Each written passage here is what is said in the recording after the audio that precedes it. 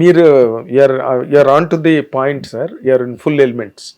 మీరు ఏం చేద్దాం అనుకున్నారు, ఏం చేశారు అన్ని మీరు. నేను ఏమంటానంటే చాలాసార్లు మీరు ఏం చేద్దాం అనుకుంటున్నారు అన్నప్పుడు నాకు గుర్తొచ్చింది, క్రియేటివిటీ అనేది దైవాధీనం, దేవుడి దైవదత్వం. ఆయన ఏం ఇస్తే అంత తీసుకోవాలి. క్రియేటివిటీ అనేది ఒకటికి ఒక క్రియేటివిటీ ఉంటుంది. ఎస్, ఇలాన్ మస్క్ క్రియేటివిటీ ఉంటుంది, బిల్ గేట్స్ కూడా ఉంటుంది, మీ కూడా ఉంటుంది, నాకు కూడా ఉంటుంది.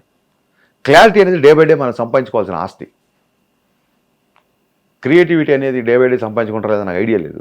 అప్డేట్ చేసుకోవచ్చు, పుస్తకాలు చదవచ్చు, మంచి సినిమా చూడవచ్చు, ఏ రంగంలో ఉంటే ఆ రంగంలో నైపుణ్యాన్ని పెంచుకోవచ్చు, అది వేరే విషయం. కానీ క్లారిటీ అనేది మనిషి ఏజ్ పెరుగుతున్న కొద్దీ క్లారిటీ రావాలి. క్లారిటీ అనేది మనం అన్నిటికంటే మన చేతుల్లో ఉండి మనం సంపాదించుకునే ఆస్తి. ఇది షేర్లు లాగానో, బంగారం ధరలాగానో, బిట్ కాయిన్ లాగానో ఒక్కసారి క్లారిటీ మనం సంపాదించుకున్నాక దీని వాల్యూ పడిపోదు. ఎప్పుడు ఇది పెరుగుతుంటుంది తప్ప ఇది పడిపోదు. మ్యూచువల్ ఫండ్స్లో ఉంటుంది తప్ప మ్యూచువల్ ఫండ్ ఇది పడిపోయేది కాదు. కాబట్టి అది ఎంత సంపాదించుకుంటే బ్రహ్మాండం చెప్పాడు. తర్వాత మీ పిఆర్ వైపు నుంచి వచ్చిన కంటెంట్లో ఎక్కడో నేను పాయింట్ చూశాను సార్, అది నిన్న పవన్ కళ్యాణ్ గారు కూడా చాలా హ్యూమరస్ లేదు, పోస్ట్ ప్రొడక్షన్ జరుగుతుంది కాబట్టి మధ్య మధ్యలో చూసుకుంటూ ఉంటాను, నాకు కాల్ రాగానే నో ప్రాబ్లం చెప్పండి. ఆయన హ్యూమరస్ గా కట్ చేశారు దాన్ని. అంటే అప్పట్లో అనగానే దాన్ని ఆయన చాలా హ్యూమరస్ గా కౌంటర్ చేశారు. చూసారు, పబ్లిక్ గా చూశారు. మీ క్వశ్చన్ చెప్పండి. ఇప్పుడు వింటేజ్ హీరో అని రాస్తున్నారు, how do you comment on that sir? Vintage అంటే ఇక్కడ ఉద్దేశం ఏంటంటే నాస్టాలజియా, అంటే ఇంతకు ముందు ఉన్న సినిమా లాగా కావాలి, ఇంతకుముందు చూసినట్టు కావాలి అని. మా సినిమాలో వింటేజ్తో పాటు వోల్టేజ్ ఉండే సినిమా. మీరు ఇలాగే కథలు చెప్పి పడేస్తారేమో కదా సార్ హీరోల్ని. అంటే ఆ మాటలు, ఆ ప్రయోగాలు, ఆలోచనలు, పురాణాలు చదివింది, భగవద్గీత నుంచి సంపాదించుకున్నది, ఇవన్నిటిని కలిపి కథ చెప్తున్నప్పుడు చాలా ఈజీగా హీరోని. ఇప్పుడు నేను ఒక సంవత్సరంలో ఒక కథ అంతా ప్రిపేర్ అనుకోండి, నేను ఒక కథ మీదే నాకు అవగాహన ఉంటుంది. హీరోలకి ఎలా ఉంటారంటే, ఒకడు వచ్చి యాక్షన్ స్టోరీ చెప్తాడు, ఇంకో దర్శకుడు వచ్చి లవ్ స్టోరీ చెప్తాడు, ఇంకో సార్ ఇప్పటివరకు మీరు చెయ్యని క్యారెక్టర్ సార్ అంటాడు, వచ్చి సార్ ఈ సినిమా మొత్తం మీరు మట్టిలో ఉండి లాగా రగ్గడిగా ఉంటారని చెప్తారు. వాళ్ళు వినే కథలు ఎక్కువ, వాళ్ళ మెచ్యూరిటీ ఎక్కువ. మనం ఏదో 4 రైమింగ్ వర్డ్ చెప్పి 2 కాయినింగ్ డైలాగులు కొడితే పడిపోయేది అయితే ఈ పాటికి నేను అందరు హీరోలతో 3 సినిమాలు చేయాలి. లేదండి, వాళ్ళు ఎక్కువ కథలు వింటారు. ఒక్కొక్కసారి కథ విన్నప్పుడు ఉన్న ఎగ్జైట్మెంట్ అది స్క్రీన్ మీద ట్రాన్స్లేట్ సరిగా అవ్వకపోవచ్చు. వాళ్ళకి చెప్పినప్పుడు ఓ దర్శకుడు గొప్పగా చెప్పొచ్చు, గొప్పగా తీయలేకపోవచ్చు. ఓ దర్శకుడు చప్పగా చెప్పొచ్చు, గొప్పగా తీయచ్చు. సో వాళ్ళని పడేయడం, ఒక 2 మాటలు పెట్టి బురుడి కొట్టించడం అనే దాన్ని అసలు నేను ఎప్పుడు ఐ డోంట్ టేక్ గ్రాంటెడ్. అంటే టేకింగ్ ఫర్ గ్రాంటెడ్గా ఎప్పుడు ఉండదు. నేను 2.5 గంటల కథ రోలింగ్ టైటిల్స్లో వచ్చే డైలాగ్ కూడా చెప్తాను. It should be 1 go. నాకు ఎప్పటివరకు ఓకే, అన్ని సినిమాలు సింగిల్ సిట్టింగ్లో ఓకే అయినాయి. బట్ ఆ 2.5 గంటలకి నాకు సంవత్సరం పట్టచ్చు, 2.5 సంవత్సరాలు కూడా పట్టచ్చు, అది వేరు. బట్ ఏదో నాకు పంచ్ డైలాగ్ చెప్తే పార్టీస్లో ఏదో ఎంజాయ్ చేస్తారు తప్ప సినిమాలు ఇచ్చేస్తారు నేను అనుకో. దాని వెనక చాలా కష్టం ఉంటుంది. నా అక్కడ కాదు, ప్రతి దర్శకుడు కష్టం ఉంటుంది. నేను I talk behalf of all my direction friends. Pawan Kalyan garu మీకు కబురు పెట్టి సినిమా చేద్దాం, అవును, ఓ సినిమా చేద్దాం అని చెప్పారు. నిన్న మీరు చెప్పారు అనుకోండి. అవును, మీరు చెప్పిన కథని వినగానే ఇది ఓకే అని అన్నారా? కరెక్షన్స్ చెప్పారా? మోడిఫికేషన్స్ కోరారా? సాంగ్ సిచ్యువేషన్ చెప్పినప్పుడు ఈ సాంగ్ ఎలా అనుకుంటున్నావు అన్నప్పుడు డిస్కస్ చేసినప్పుడు నేను కొంచెం మరీ నువ్వు నన్ను పిల్లాని విలని జీతం కేకలాగా అలా పెట్టద్దు, కొంచెం క్లాస్ బ్యాక్డ్రాప్లో ఒక నైస్ బ్లేజర్ ఏదన్నా నేను వేసుకుంటాను. ఆ బ్లేజర్ థాట్, ఆ డ్రెస్సింగ్ థాట్ ఏదైతే ఉందో అది కళ్యాణ్ గారు ఇచ్చారు. ఓకే, నేను అనుకున్నాను మీరు ఒక థాట్ ఇచ్చేసి వెళ్ళిపోయారు, ఇప్పుడు ఇది కథలో కూర్చోబెట్టే సిచ్యువేషన్ అది రావాలి కదా అని చెప్పి అక్కడి నుంచి ఆలోచించి ఇప్పుడు చాలా సాలిడ్గా దేఖలేంగే చాలా సాంగ్, ఆ సిచ్యువేషన్ ఎక్స్ట్రాడినరీగా ఉంటుంది సినిమాలో. అదొక్కటేనా మీకు చెప్పిన మోడిఫికేషన్ టోటల్ కథలో? అంతే. ఇమీడియట్గా షూటింగ్ ప్లాన్ చేసుకోమని చెప్పారు. సెకండ్ ఇచ్చి షూటింగ్ ప్లాన్ చేసుకోమని చెప్పారు. In one single go. మీకు ఎన్నాళ్ళు పట్టింది సార్ ఆ కథను అలా తయారు చేయడానికి? చాలా టైం పట్టింది, జరుగుతూనే ఉంది. తర్వాత మీరు మన రౌండ్ టేబుల్ ఇంటర్వ్యూలో ఒక మాట అన్నారు, అంటే ఇది ఆ సినిమాకి తెలుగు ట్రాన్స్లేషన్ అంటే మరి నా సినిమాని అది తీశారు, నా పిక్చర్ని ఒక దానికి నేనేమనాలి అన్నారు. అవును. వాట్ ఈజ్ ఇట్ అండి? అప్పుడు అన్నారని మీరే చెప్తున్నారు కదా. అవును. అంటే అందులో మీకు అర్థం కాని విషయం ఏముంది? అర్థం కాని విషయం కాదు. I want little more clarification. Question ఏంటి చెప్పండి. అదే మీరు ఈ సినిమా తమిళ అది సినిమా చెప్పి అన్నారు అర్థం, మీ క్వశ్చన్ అర్థం కావట్లేదు నాకు. అది మీరు ఎందుకు అసలు అవును, ఆ comparison ఎందుకు వచ్చింది? కంపేర్ చేశారు కాబట్టి అన్నాను. నా పాయింట్ ఏంటంటే అసలు ఎందుకు వచ్చింది దీన్ని? మరి మీరు అడిగితే కదా నేను చెప్పిన సమాధానం. మీరు ఆ సినిమాలను కంపేర్ చేశారు కాబట్టి ఆ సినిమా గురించి నా సినిమా గబ్బర్ సింగ్ గురించి చెప్పాల్సి వచ్చింది. అఫ్ కోర్స్ నేను తీసుకురాలేదు కదా. నేను అనలేదు రౌండ్ టేబుల్ మీడియా దానికి మీరు అన్నది అది. బట్ మీరు దాన్ని అంతే స్ట్రాంగ్ గా కౌంటర్ ఇచ్చి మాట్లాడారండి. ఫ్యాక్ట్ అది స్ట్రాంగ్ గా చెప్పాలి కానీ ఎందుకు అనుకుంటాం ప్రతిదానికి.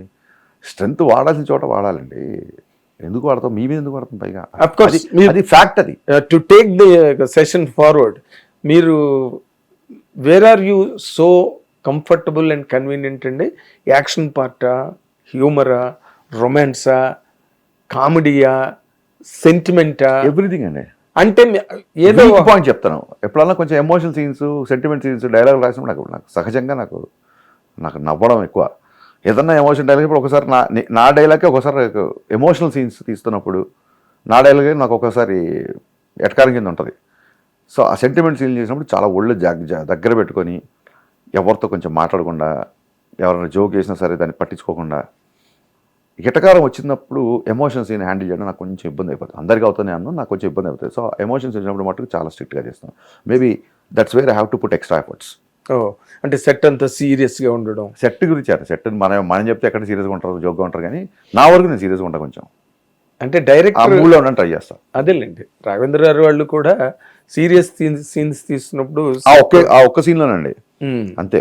ఆ ఒక్క సీన్లో ఎక్స్ట్రా ఎఫర్ట్ పెట్టి కొంచెం సీరియస్గా ఉంటా. And your what is your high point? హ్యూమరా, ఎంటర్టైన్మెంటా, రొమాన్సా? హై పాయింట్ గా మాట్లాడాలంటే నేను ఇదైతే ఎక్స్ట్రాడనరీ, నేను ఇక్కడండి it is my forte.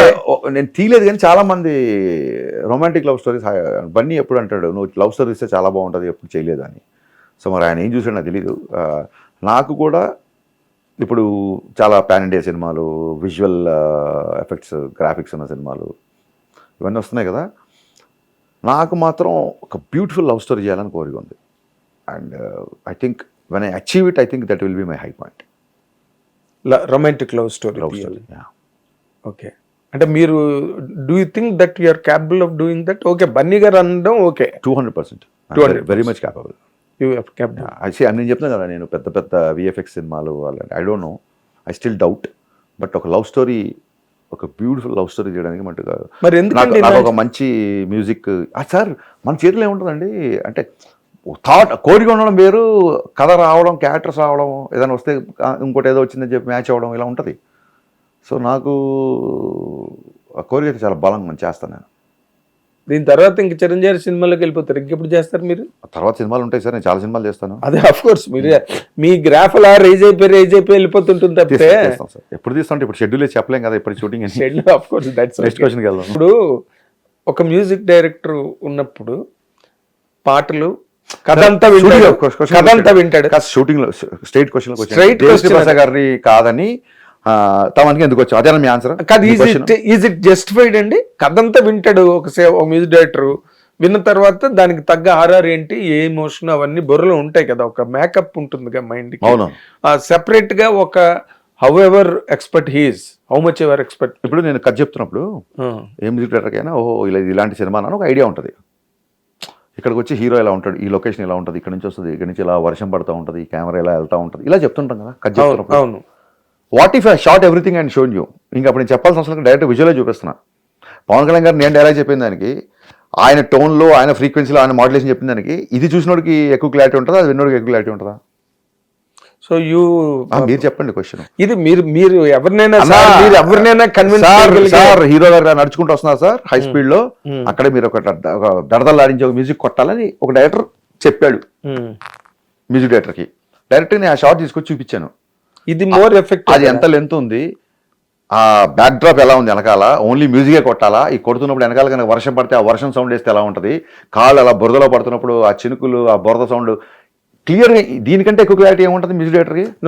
So first copy ready అయ్యాక తమన్ వచ్చాడు కాబట్టి Thaman understood the film lot. Thaman వచ్చిన తర్వాత నా కాన్ఫిడెన్స్ డబుల్ అయిపోయింది. దేవిశ్రీ ప్రసాద్ అద్భుతమైన సాంగ్స్ ఎలా ఇచ్చాడు, అవును, తమన్ అద్భుతమైన మ్యూజిక్ ఇచ్చాడు. ఇది ఎమికబుల్గా అతనితో మాట్లాడి దేవితో మాట్లాడి క్లియర్గా మాట్లాడి అండ్ టైం లైన్స్ మ్యాచ్ చేయట్లేదు. ఇప్పుడు ఫాస్ట్ ఒక సాంగ్ రిలీజ్ చేసాము వ్యతిరేకాలరా, ఆయన రాలేదు, మీరు చూశారు కదా. అవును, నేను అతను బిజీగా ఉన్న ముందు చెప్తే వేరే కారణం అనుకుంటాడు, బట్ అది నిజంగానే రాలేదు, బిజీగా ఉండి రాలేదు పాపం. చాలా రాకుండా ఉండడానికి ఎందుకుంటారు. అలాగే ఇప్పుడు నిన్న ఫంక్షన్ చేసాం, ఆయన రాలా, నాకు ఇవన్నీ ముందే తెలుసు. ఆయన బిజీగా ఉన్నారు, ఆయన టైం లైన్స్ మేము మ్యాచ్ చేయలేదు. నేను అప్పుడు చెప్తే ఎవరు నమ్మలా. ఇప్పుడు ఈ 2 సార్లు రాసి అవును దేవి గారు బాగా బిజీగా ఉన్నారు అని చెప్పారు. కాబట్టి అది చాలా ఎమికబుల్ తప్ప వేరే లేదు. చాలా స్ట్రేంజ్ థింగ్ ఏంటంటే అందరి మైండ్లో ఉన్నది, for a function of a greatest star called power star. కళాసుధలో చెన్నైలో జరిగిన కళాసుధ ఉగాది పురస్కారాల్లో దేవిశ్రీ ప్రసాద్ గారికి పిబి శ్రీనివాస్ గారి అవార్డు ఇచ్చారు నేను ఆయనకి. అదే టైంకి జరిగింది. ఇప్పుడు ఇది మంచి రీజను, సో నేను గౌరవించదగ్గ సందర్భం కాదండి. మీరు నేను ట్విట్టర్లో ఫోటోలు పెట్టారు చూశారు. నేను 2-3 మా చంద్రబోస్ గారు రాలేదు, నేను ఆయన పాట రాశాను. మరి ఆయనకి పవన్ కళ్యాణ్ గారి సినిమా కంటే ఏముంటుంది, ఆయనకి అక్కడ అవార్డు ఉంది. సో చంద్రబోస్ గారి ఫోటోస్లో ఇది చూశాను నేను.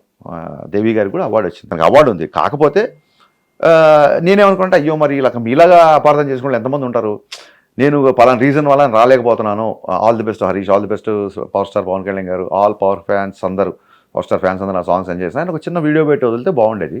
That's what I'm saying. అది దానికి కూడా కొంచెం బిజీగా ఉన్నారేమో ఇంకా అంతే. సో ఆయన తరఫున నేను ఎక్స్ప్లెయిన్ చేసిన, ఆయనకి నేను కళాసుధాలో అవార్డు ప్రోగ్రామ్ ఉంది కాబట్టి రాలేకపోయారు. హిట్ టీవీ యాప్, ఇందులో short news, live news, entertainment shows, movies, digital magazines తో పాటు మీ జిల్లా వార్తలను కూడా ఫ్రీగా చూడొచ్చు. ఇంకెందుకు ఆలస్యం, వెంటనే హిట్ టీవీ యాప్ ని డౌన్లోడ్ చేసుకుని ఫ్రీగా ఎంటర్టైన్మెంట్ పొందండి. Hit TV app. Hit TV app. Please download hit TV app. Hit TV app ని ఫ్రీగా డౌన్లోడ్ చేసుకొని ఎంజాయ్ చేయండి. మీకు నచ్చిన ఎంటర్టైన్మెంట్ కోసం హిట్ టీవీ యాప్ ని ఫ్రీగా డౌన్లోడ్ చేసుకుని ఎంజాయ్ చేయండి. హిట్ టీవీ యాప్ ని డౌన్లోడ్ చేసుకుని ఆస్వాదించండి, ఆశీర్వదించండి. ఇంతమంది సెలబ్రిటీలు హిట్ టీవీ యాప్ ని డౌన్లోడ్ చేసుకోండి అని చెప్తున్నారంటే ఎంత మంచి యాప్ ఆలోచించండి. అమెరికా అమెరికా అమెరికా అమెరికాలో చదవాలనుకునే వాళ్ళకి విశ్వసనీయమైన పేరు మన శౌర్య కన్సల్టెన్సీ. UK లో 1 year masters, UK లో 1 year masters, 2 years work permit up to 5 years visa. Contact Saurya Consultancy. Contact 89851 89851.